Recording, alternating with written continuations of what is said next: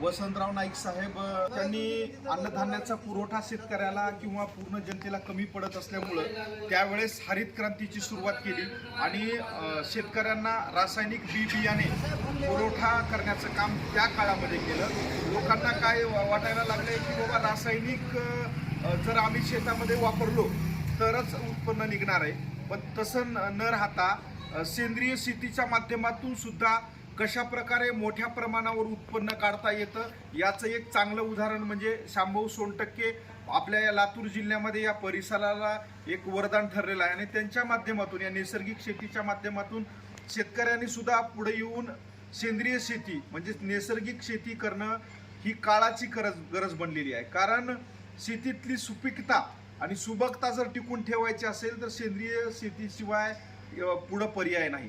तर एक महत्त्वाचं सांगतो, पंजाबमधून मुंबईला एक ट्रेन येते, तर ती ट्रेन जी आहे ती पूर्ण कॅन्सर ट्रेन म्हणून ओळखली जाऊ लागली आणि असं जर होत राहिलं, कारण की पंजाबमधली जमीन जी आहे ती पूर्ण बंजर बनलेली आहे आणि आपल्या भागातली जमीन जर आपल्याला बंजर बनवू द्यायची नसेल, सुपीकता टिकून ठेवायची असेल तर सेंद्रिय शेती करणं काळाची गरज आहे। हे शांभाऊंनी या सेंद्रिय शेतीच्या माध्यमातून त्यांनी दाखवून दिलेलं आहे आणि शेतकरी शेतीच्या बरोबर उद्योगी सुद्धा झाला पाहिजे, व्यावसायिक झाला पाहिजे, तरच त्याचं उत्पन्न मोठं आणि सधन शेतकरी होऊ शकतो। तर आमचे मित्र सोमनाथजी सावळे सर गेली अनेक वर्षापासून या सेंद्रिय शेतीतील प्रोडक्ट घेऊन जातात। सर तुम्ही तुमच्या घरी काय काय घेऊन जाता, तुम्हाला लागणारं कडधान्य काय काय घेऊन जाता? नमस्कार, मी सोमनाथ सावळे।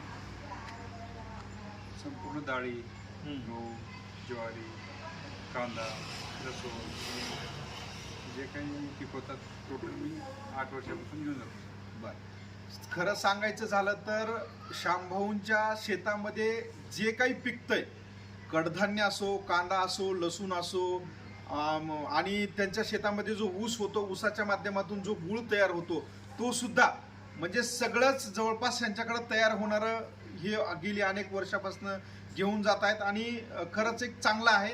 आपलं शरीर जर चांगलं बनवायचं असेल तर आत्ता मला ह्यांनी सांगितलं की तूर जर आमची खाल्ली तर तुम्हाला बिलकुल पित्त होणार नाही।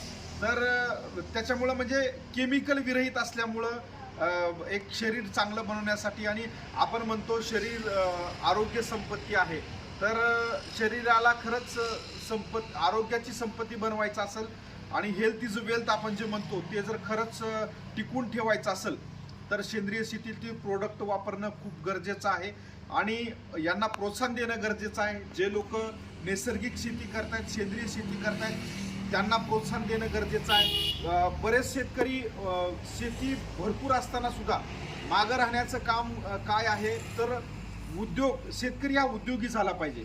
तर मला शेतकऱ्याबद्दल एक कडवं म्हणायचं आहे, शेतामध्ये माझी खोपं, तिला बोरटीची झापं, तिथं कष्ट तो राबतो माझा शेतकरी बाप, लेतो अंगावरी चिंध्या, खातो मिरची भाकर, त्याच्या कष्टाचं रे दुसऱ्याच्या हाती माप, काडी उसाची पाचट, जगा मिळाया साखर।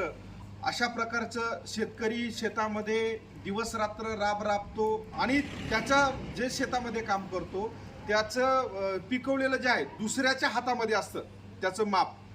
तर शांभाऊचं इतरांपेक्षा वेगळं आहे, ते जे पिकवतात त्यांच्या कडधान्याला, त्यांच्या अन्नधान्याला ते स्वतः भाव देतात। हे शेतकऱ्यांनी शिकणं गरजेचं आहे।